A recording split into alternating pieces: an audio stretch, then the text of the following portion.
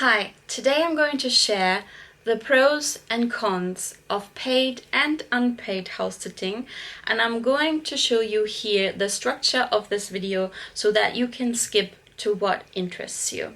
Let's begin.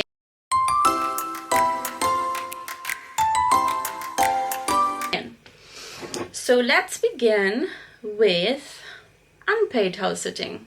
When I did the research for this video, I was quite surprised of what came out of my pro and con list, because when I first think about paid and unpaid, I personally think, of course, paid is better. But let's just see. So, the pros of unpaid house sitting. You can set search alerts and see people's profiles.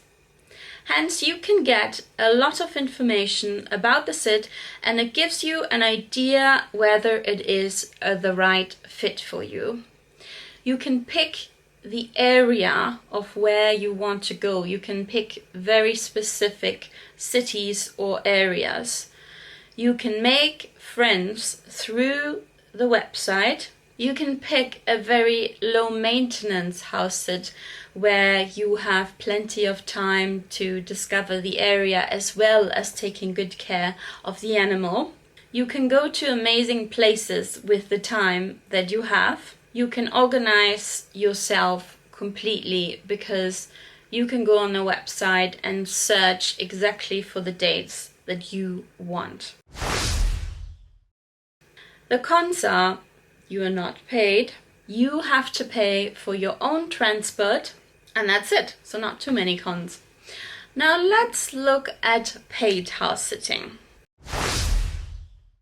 The pros are: you are paid for your time. You can offer various services, for example, walks in, dog walking, pet boarding, house sitting. So we're overall talking just about house sitting today. However, if you didn't want to house sit and stay over at someone's place, then there are a lot of paid versions of taking care of pets that could suit you. The cons of paid house sitting. You are sometimes, it depends who you're going with, but very often you are not paid for transport, and you usually need to introduce yourself and pick up the key, which you are also not paid for. You don't have any search alerts. You can set your availability, but it doesn't mean that somebody will request you. So you're very much at the end of the waiting game. You can't so much act on your own behalf and be very proactive.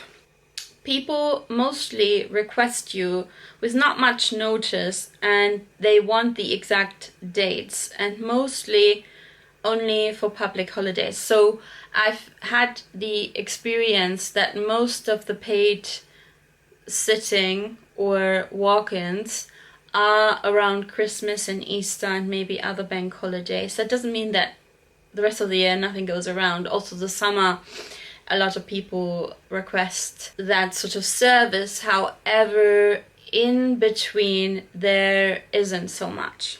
For me personally, the biggest con, and I really hope that in the future there will be a website that changes that, is that you can't actively search yourself.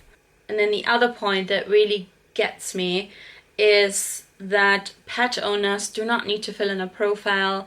They don't need to tell you very much about themselves and the pet, and that makes it very difficult for me to evaluate whether they are a good match for me or not. Because in the end of the day, regardless of whether I do this paid or unpaid, I want to get along with the pet and the homeowner, and I want to provide a good service and have a smooth running.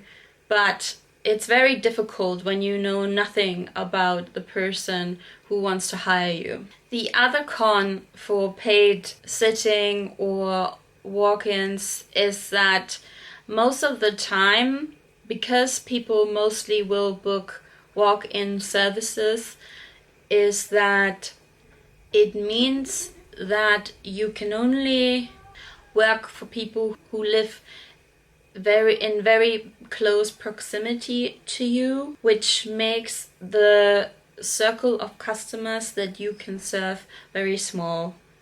And yes, maybe some of you would say, can you also do this for people who live further away? Yes, you can, but the pay, and also most of the time you don't get paid for transport. The pay mostly doesn't justify that you go very far. The expectations for paid services is very high.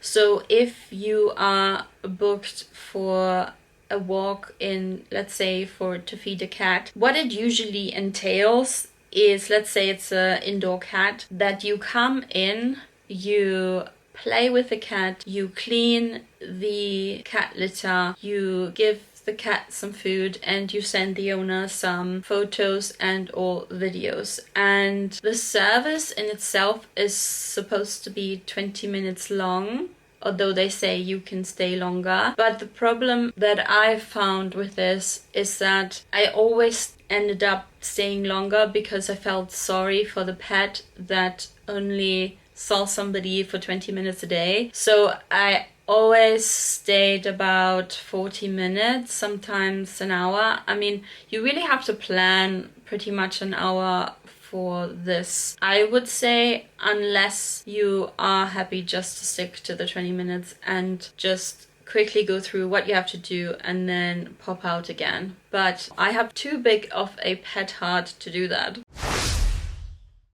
So all in all, when I did the pro and con list, it made me realize that even though when you are unpaid, you are not directly valued by being paid. However, I've come to experience a lot more perks with the unpaid version of house sitting, because you can select the dates, you can select who you feel is a good match. You are less likely to be treated like an employee because it's an exchange. You are more likely to make a connection that's, maybe you don't end up being best friends, but you might end up staying in touch and they might ask you to come again, or they might even invite you to plan the next dates together to see what suits both of you.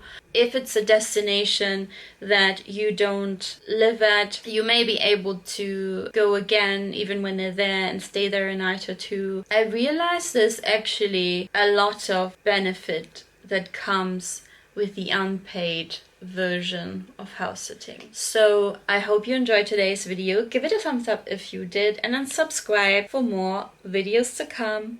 Bye!